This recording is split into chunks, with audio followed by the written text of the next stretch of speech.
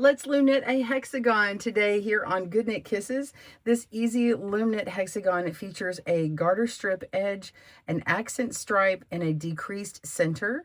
Stitch a bunch of them together in rows to make a scarf or blanket, or use it at the end of a bolster or a bag. This project is worked in the round on an even number of pegs, and it's originally inspired by our granny round that you may have seen on this channel 15 years ago. I have since improved this design and we've made 3 different sizes. So we're going to give you instructions for one of those sizes today, and you can find all the links to our written out pattern down below in the video description. Grab your tools and let's begin. Welcome to GoodKnit Kisses. We're all about helping you stitch your love and love your stitches. All right, let's go over some basic information. You're going to need your materials. Go click down in the video description below for a link to our written blog. And if you want to get it ad-free, we do have PDFs available for a discount on our website, or you can go to our Ravelry and Etsy stores. There'll be a link inside that blog. We are working with 1 strand of bulky 5-weight yarn. All the details of that yarn is on the website.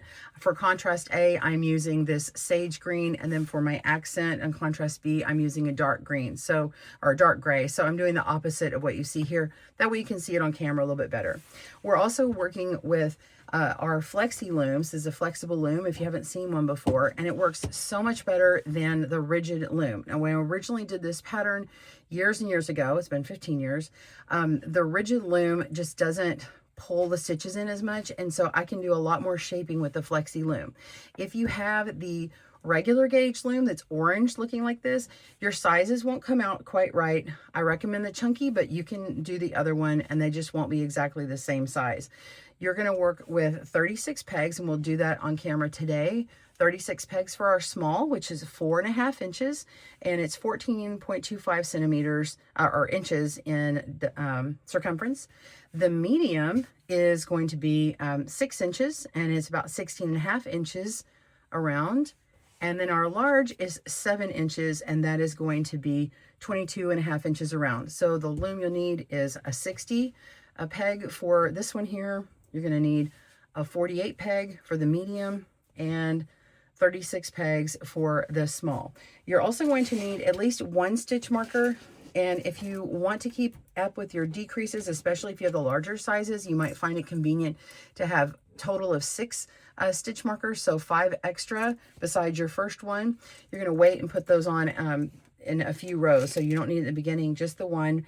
And then of course your tapestry needle, you're going to need a crochet hook for the chain cast on, and then your loom hook and some scissors. So that's all you need. So grab your supplies and we will begin. All right, go ahead and assemble your loom. And if you notice, I have put together 3 links here for my beginning. I've got 3 links in the same color, and then I've got my stitch marker. It's really just covering up both of these stitches, but I'm going to start with the one on the very far end here. So I'm going to have 3 of the same color, then the dark, and then I'm going to do 3 of the light, 3 of the dark, 3 of the light. And if you have these little straight pieces, I recommend using as many round as you have, but put maybe 1 straight piece in between here, you know, so you can just kind of spread them out. Having too many of these little straight links that's flat on this end will be harder, because we're going to be taking these links out as we get smaller, and it's going to be easier when you have the round ones, or as many as possible. So if you're working with the small size, you're going to need 3 links of each color in each section. So there's 6 sections. And if you're doing the medium, you're going to have 4 links. And if you're going to do the large, you're going to have 5 links. Now you could make this larger if you like, and then you could work with 6 links, and then you'd have 72 all around, and you'll kind of get the gist of how you'll be able to do that if you want to resize this for something else. I'm only going to handle 3 sizes on the pattern, but you could use this to help you. So you're going to go ahead and start casting on. So I know it took forever to get all that information, but now we're going to cast on. And we're going to, instead of a slip knot, I don't want a slip knot on the edge of my round or my hexagon, because it's got that extra little bump on it, and I don't like that. So I'm going to show you how to do a chain cast on without that extra slip knot, and I don't have a starter peg. So I'm going to go ahead and just make a loop and have a tail. If you want to sew your pieces together later and you want to have a really long tail right here, you can totally do that now. Otherwise, just stick it through a loop. Okay, we're just going to pretend. So we're going to go around in between our first and second peg, and I'm going to grab the long strand here, not the short one.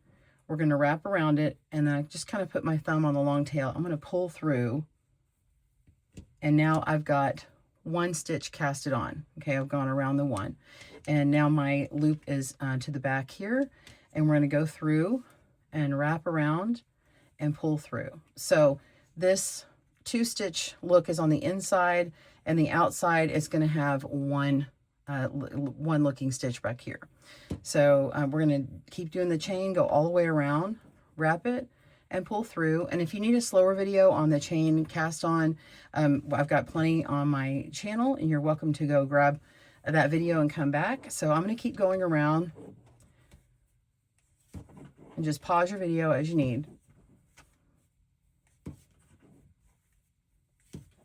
You can also do this with your fingers if you like. There's so many different ways people like to do it. But I am starting in the round, working clockwise if you're right-handed, counterclockwise if you're left-handed. And we do have a right and left-handed video for you, so click down on the video description below.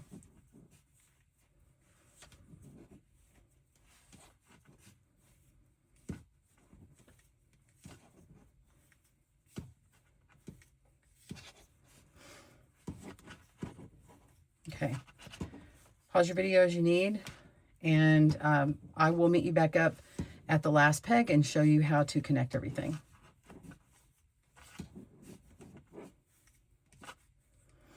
Oh, if you drop this by accident, let's say you accidentally drop this and it pops back, you can just kind of keep pulling it until you can get that loop back on, and just go around again and pull through.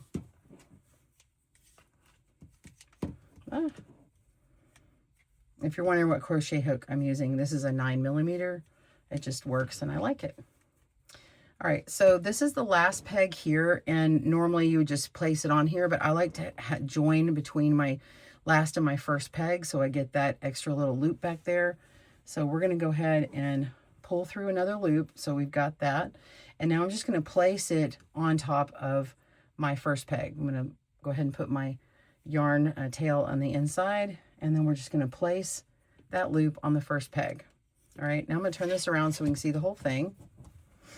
Okay, we're going to take our working yarn, come behind that peg. Actually, oh, let me do that right here. Okay, now I'm in between the last peg and the first peg. All right, now we can start working this first round. Okay, so just a reminder, on the written pattern, you're going to see a set of numbers. You're going to have the first number, which is the small size. And for this one, you saw the cast on said 36.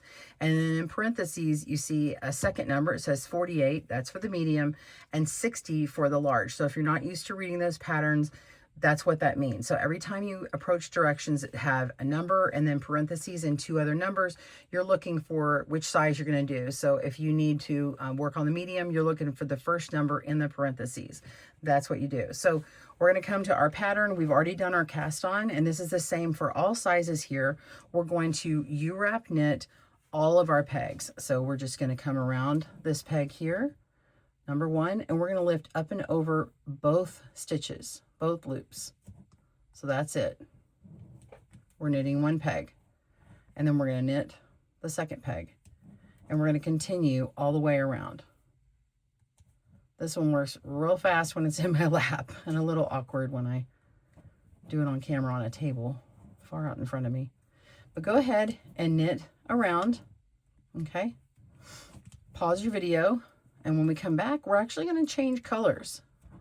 All right, so if you come back before me, be sure and grab your second yarn. All right, pause your video. I will see you there. All right, you've done round 1. Way to go. We're going to start round 2, and you need to do the same type of stitch, but with contrast.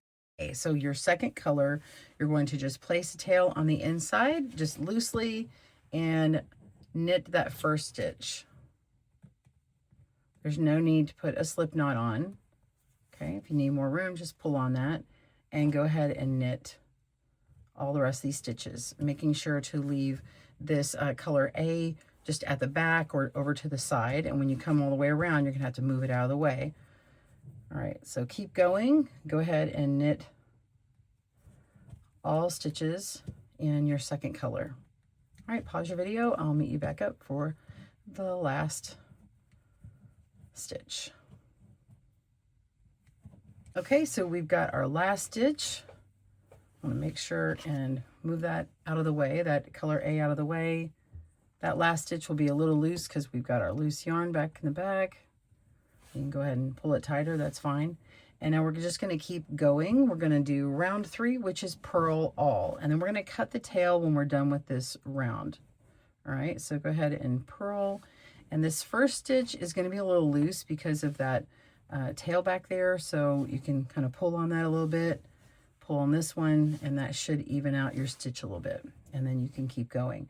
Now, I kind of like to do a 2 for 1. So round 4 is going to be another round knitting with A. So you can go ahead and purl, you know, one section at a time, move on to the next section, and then you can actually knit with your contrast A for round 4 if you like. So make sure and work with this color first. So I'm going to do several stitches here on camera with you if you want to try this.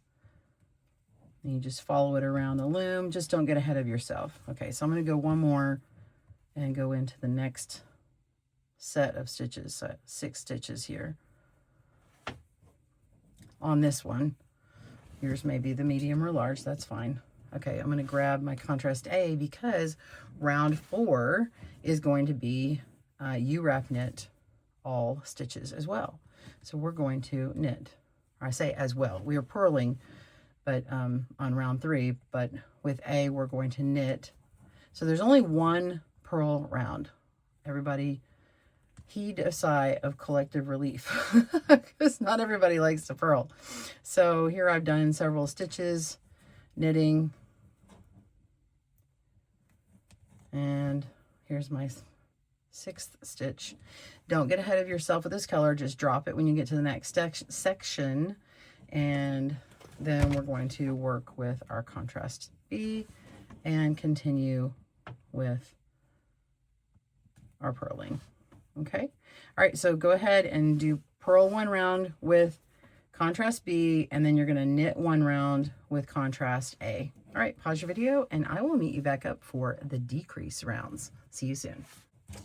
Okay, so I've ended round 4 with this last stitch, and I went ahead and cut from round 3 my contrast color. So this accent color is already cut now. So you're gonna have 2 tails just hanging here for that color, and then you've got your beginning tail. So the next tail you have will be in the very middle, so there's no more cutting yarns or anything.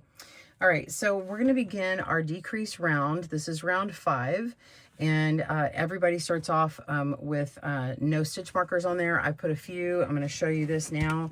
So I've got my first stitch marker on here, and this is going to be helpful, especially for the larger sizes. But go ahead and place a stitch marker. Just pick it up and place it at the beginning of each of these sections of colors. So just place that on there, go all the way around, put the next one on, and you'll see how this works. It's best noticed on the next rounds after this first time we do a decrease round.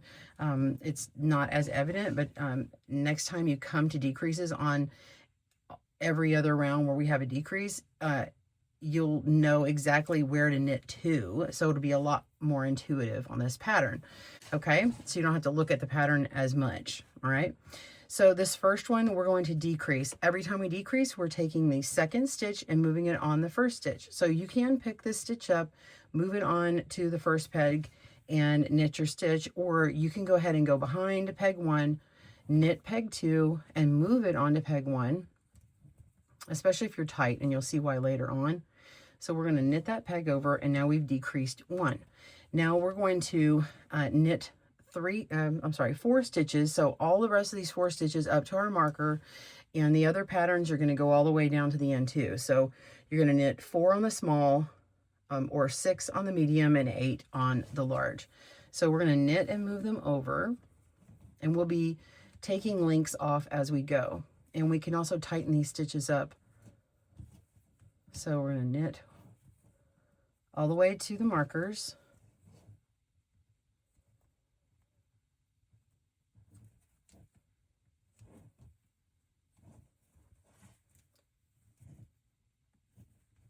Okay, and once you've done that, go ahead and tighten up your stitches. So I just start at the first one, go to the second. We're going to pull any slack here. I want to make sure I don't pull it too tight, but I don't want any slack. We don't want these laddered yarns in between to be too big, because when we make our hexagon, it'll be nice and pretty and consistent with no holes in it, right? So, all right, we're ready for our next decrease. So we're going to knit this second peg. So you're skipping behind the empty peg and the first peg, going to the second peg, moving it over to the first, knitting it off. Okay, and then once you do that, you're going to need to pick it up and the stitch marker and move it. So I'm going to move it over here. Okay, these peg colors are going to kind of become irrelevant later on, so you're going to be watching for the stitch marker. So now we have this whole empty link. We're going to take that off. So we're moving 2 pegs and we're making our loom smaller. This is why we need these rounded links. So you may want to tighten up this last stitch again before the decrease, and then that one, and then move on. So that's a decrease. Now I'm doing the same amount of stitches. In this case, I'm knitting 4 up until that stitch marker. Again, the medium is 6 stitches and the large is 8.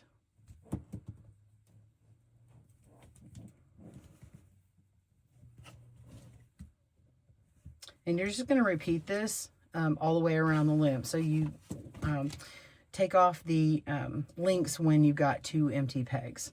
You just make a decision as to where you want to move those, and you'll see this here in a moment. So we're going to knit the second peg, move it over to the first, knit off. Okay, we can leave it right where it is, and now we're going to knit 4. And you can see I have 4 left in here. So you're going to knit to the end, or knit up until that stitch marker for your size. Move it over, tighten, knit the peg, pick it up, move it over, tighten, knit the next, pick it up, move it over, tighten that up. And we'll still have to tighten these again. So once I move them over, I'm going to go ahead and tighten them or pull that slack up.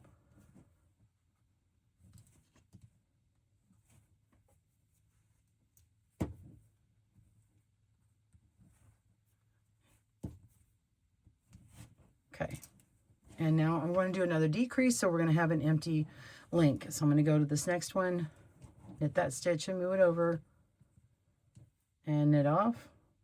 And I'm going to need to pick up my stitch marker and move it. So we're picking that up, moving it over. It's going to be loose. That's okay. Go ahead and take that link off. Okay. There we go. And now we're going to go ahead and tighten that up again. And now we're going to knit to the next stitch marker. So that's it. You're going to continue with these decreases until you reach the end of that round.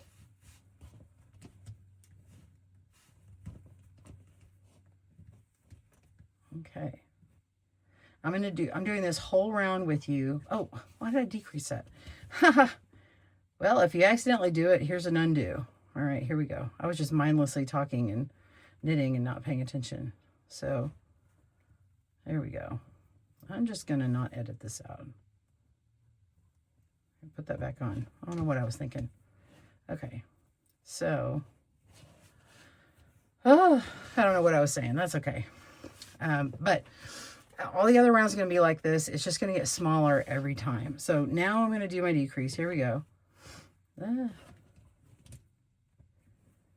So knit that off. That one stays, so that means this next time you have one, that's going to move. And you're going to have 6 pegs less each round, okay? That means 3 links every round that we have a decrease. So I figure I'll show you the decreases this round and do the whole thing. And then the next ones, I'll just show you the first few pieces, and we won't do the entire round together. All right, here we go. So now we're all the way down here. Let's go ahead and tighten up.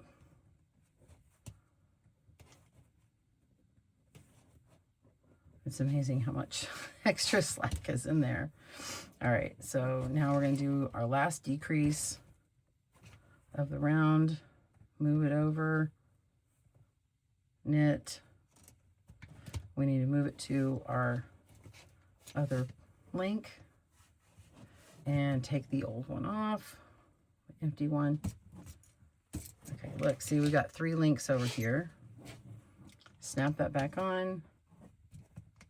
There you go. Pull our slack and knit to the end of the round. Okay, so I hope you paused your video where you needed it. Of course, you've got the, you know, the gear button. You can speed this up or slow it down or rewind, whatever you need. All right, so we're on to round 6. This is U-wrap knit around. So every stitch you're just going to knit. If you skip this part, it will decrease too fast and it will not be a flat object that you make. So if you pull yours off the loom and you feel like you made like a flower or something, it's not sitting flat, that's because you may have skipped this round, okay? So this part's very important. So go ahead and knit all the stitches, pause your video, and I'll meet you back for the next decrease round. See you in a minute. Round 7, we're going to decrease again, same way. Begin by decreasing that first stitch, moving the second peg to the first, and knitting over, and then knit to the end right before the stitch marker. So knit all stitches to the stitch marker. In my case, I'm knitting 3, and for the other sizes, you're going to knit 5 or 7. Okay, go ahead and tighten up your stitches as you go. Okay, and now we're going to decrease.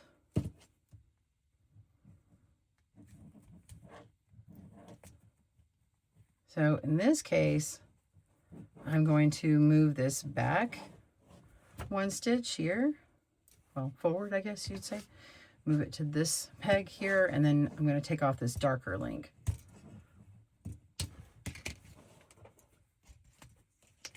There we go. Go ahead and close that gap again.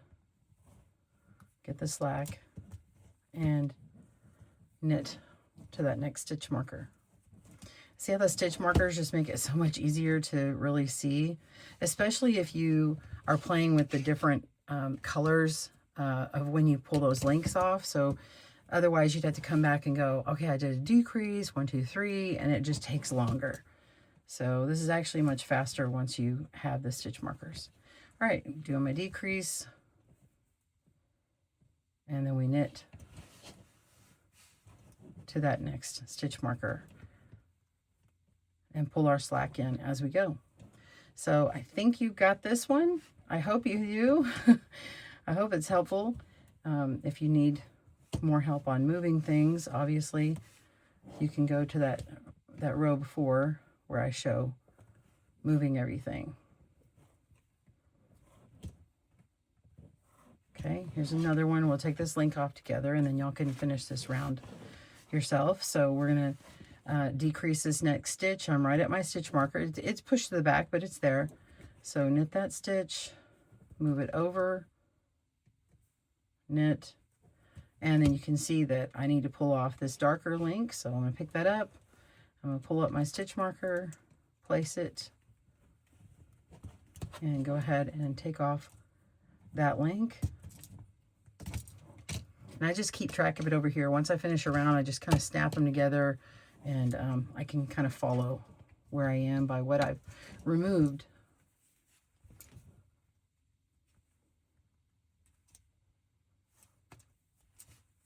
All right, and knit to the end before that stitch marker. All right, pause your video, and I will meet you for the next decrease round. Make sure that after you work this decrease round, you're going to work round 8 and you wrap knit all the way around as well. All right, pause your video. I'll see you there. All right, so I'm down here. You can see my loom is less flexible. I've got some of these straight pieces on here, so you can see what that looks like. Mine almost looks like a triangle. So I'm ready for my next decrease round. This is round 9, and we're knitting, we're doing our decrease, and then we're knitting 2 on this small size, 4 for the medium, and 6 for the large. Go ahead and decrease that stitch and knit until your marker.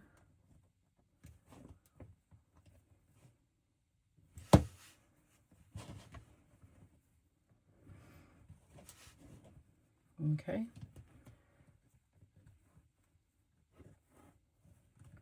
And then we're going to decrease this next stitch.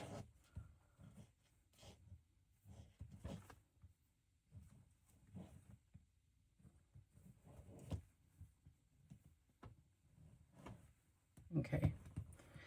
And then you're going to move it to your marker. Now, I made my loom this way on purpose so you can see what to do if you're like, I really want to get rid of some of these straight ones. Kristen had some round ones and it looked better. So you could go ahead and move some of your stitches back to this one that's round instead of moving it over to this one that has that straight piece on it. So I'm going to go ahead and move my stitch marker. Okay. It might mess up my colors from yours, but that's okay. I really just want to show you, how you can get rid of that. So I'm just going to hold on to that stitch and take off this one that has the straight piece. And then I can put it on this link and it's nice and rounded, okay? Because this is going to get smaller, right? It's still manageable, but all of the looms eventually are going to get as small as this, okay? Go ahead and get all your slack. All right, and now we're going to knit until the next stitch marker, 2 in my case. So every loom, every size is going to get down to 1 stitch right after here. So we're going to have a decrease, and we'll have knit 1, and then you'll get to the point that will be in a couple of rounds, but all of them will need this round. So if you're like, what do I do when I have to do the knit 2 or the knit 1? You'll see those even if you have the smaller size. I'm just not going to cover all the rounds for you on the other, for the larger size. I don't know if that was clear as mud, but we're not going back now. All right, so decrease your stitch, knit over. I'm going to leave that decrease here. Go ahead and knit the next stitch, move over, knit the next stitch and move over. Okay. Pull out any slack. All right, now I've got 2 of these straight ones in a row, so either one is fine to get rid of. Definitely want to get rid of one of them. Go ahead and make that decrease. Move it over, knit it, and then now I'm just going to move the stitch marker over, take this piece out, because this one's nice and loose. Like I can make this loop really big and then let go of it. It's a lot easier to remove this one. All right, go ahead and connect that back, place that and tighten it up.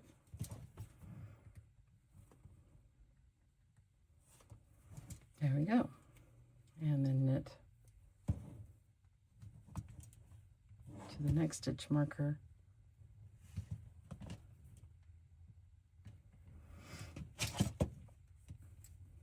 And decrease. That one stays where it is. Knit the next and move it.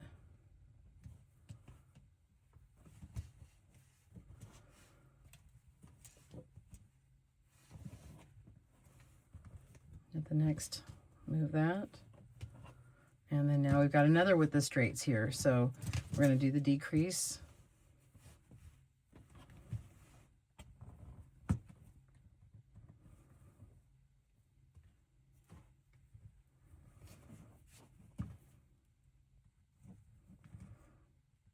And pick it up. Move our stitch marker, take off this link.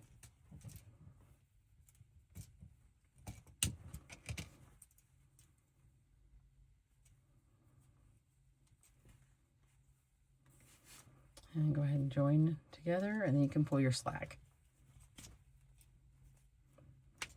Make sure it clicks.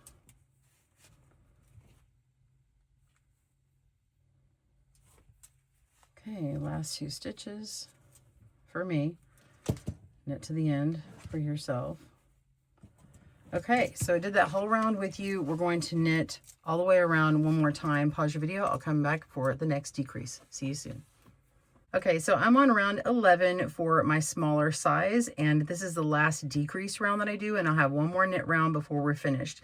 Now, if you have the other 2 sizes, for the next size up, you're going to have a few more rounds here and then a few more for the larger size. So, but when you get to this point, we have 18 stitches. If you want to come back to this point in the video, you can see where to go. So we are now beginning at this round. So again, we're going to decrease.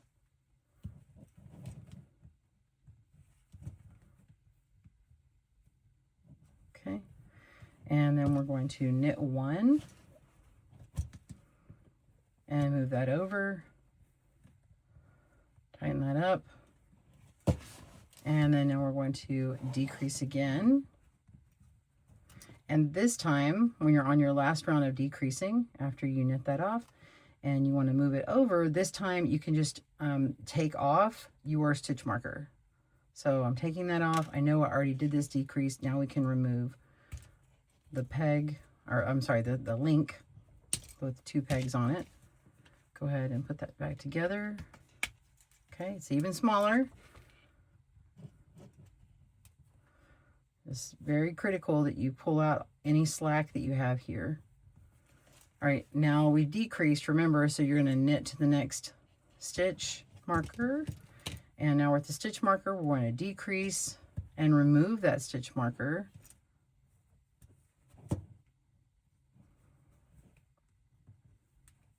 We don't need that anymore. And then we're going to knit the next stitch and move it. Okay. We're about to free up another link, and it's one of those straight ones, so I know I want to move it back to here. So knit the second one, move it to the first, decrease, pick it up, take off my stitch marker, and put it on that peg. We're going to take off the link. And let's show you the ladder yarns. These yarns in between stitches are the ladders, so you want to make sure that they're not really long here. So that's why we want to pull those together so it's a nice, pretty, consistent design. So pull on those to remove the slack. Okay, knit to that stitch marker. Okay, got one more to remove. Gonna knit this one, or decrease. Remove your stitch marker.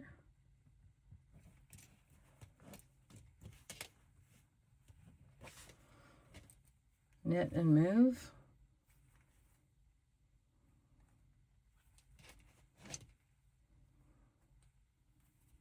Okay, and then our last decrease.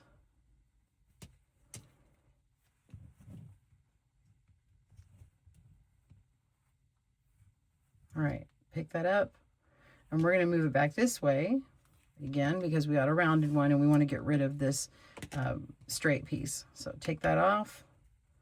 And now I should only have rounded pieces on here, so it should fit together nicely. Look at that. Look how tiny that is. So you're left with 12 stitches. So Go ahead and tighten this up. So all of the sizes are going to end at this point. They're going to look exactly the same. Every size is going to have 12 stitches.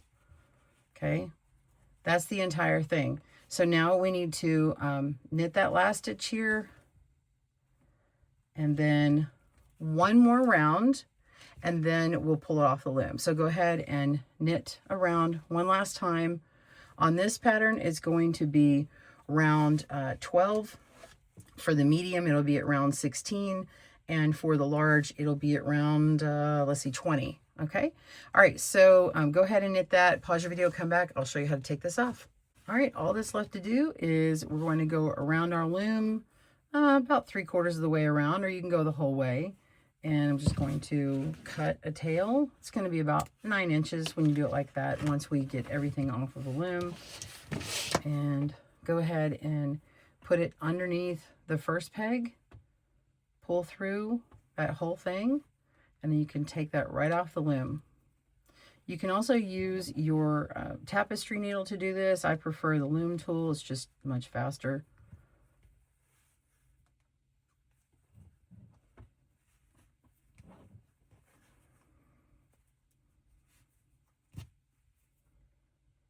All right, so go ahead and go around all your stitches and pause your video. I'll meet you at the last one. See you in a moment. All right, we're on our last stitch. All right, pull that through, and depending upon the size of yours, you might like to pull it from the bottom. I'm just going to push it up through the top, and you can flatten it out and get the satisfying pulling of this middle one to drawstring, this middle thread here. And now you have your hexagon. Now it's a little loose. It can be a little loose where these accent pieces are, so you can pull on those stitches and then pull it right back in. You saw how that kind of straightened that up and tidied that up. And then this piece here can be a little bit tidied as well. So we're going to do that on camera here. Go ahead for your center piece here, this very center strand. Grab your needle, just a wide-eyed tapestry needle, and tighten it, and then pull it to the back. Okay, and then you can go through several loops in the back here. Pull through, make a loop, and knot through. I didn't grab the whole thing. Hang on. There we go. Pull through, making a knot, and then I just go through a few more and go the back of several of these stitches to really get it in there. So that closes that one up, and then you can weave it in a few more times and trim your trim that piece. Okay, so however you want to do it. I'm just doing a little messy on here. Okay, so you weave in those tails, and then when it comes to these, I just kind of play with them like you're seeing me do that in the front, where I made sure that they're completely in there, and they look consistent with the other stitches.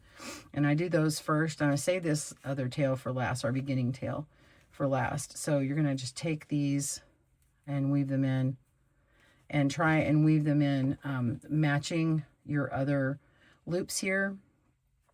Let's see. Yeah, so you can come down here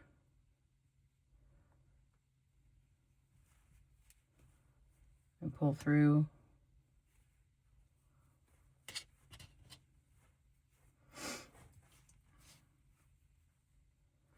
And I'm going to get this other one.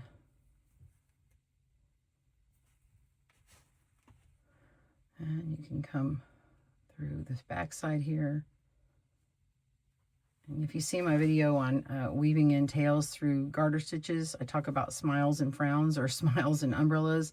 So you have this umbrella here, this gray piece. So I'm going to move around the gray with the gray, come down through this little smile area, and then all the way down to the bottom here through this, I'm going through these sage pieces here, because that's where another dark gray is going to come around, and we'll make a little smile on the bottom part. and you're following that pattern. You can come up. I can give myself a little bit of tail here. There we go. And see how it just follows the pattern and it hides. So you're going to do that with this one and this one. And then I'm just, to save time, I'm just going to go this next piece. You can see how it's very long here. If you had a slip knot, you'd really have to really mess with it to try and get that knot to hide.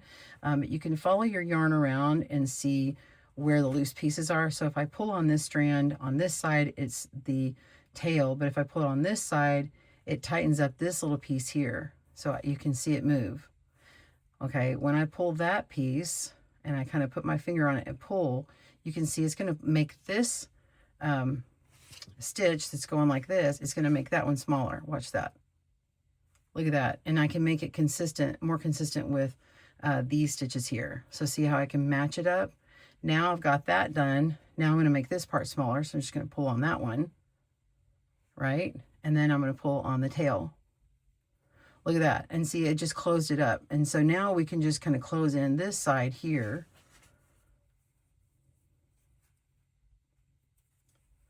Okay. And then I'm just going to find a spot over here. This is a little more subjective, trying to find where to go in.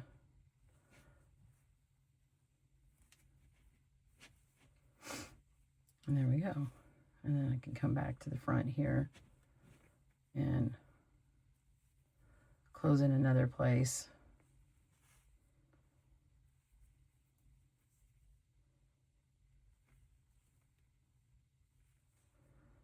There we go. So I just kind of find what gaps need to be closed to make it mimic the rest of the pattern. And then I'm good. And so once we weave in those longer tails, you trim it up and you have a nice little hexagon. Using it for many little things. You can make a you can make a whole bunch of these and then later on stitch them together for a patchwork blanket. So if you're wanting that kind of crochet look and have like little granny hexagons, this will be a really fun pattern. You could play with making stripes on the middle here. I haven't done that, but it might be really fun. So you've got a decrease round and a knit round where you could have one color on those 2 rounds and then switch it every 2 rounds. All right, so I hope you enjoyed this video. Please be sure and comment down below and check out the written pattern. I love you guys. Thank you so much for sticking with me at GoodKnit Kisses. It's been a struggle the last couple of years. My mom had passed and some people were like, is Kristen still around? I am still around. If you missed my bundle, I have like this ultimate collection of Loom knit bundles, which has patterns from the last 5 and 6 years. Some of them are 7 and 8 years.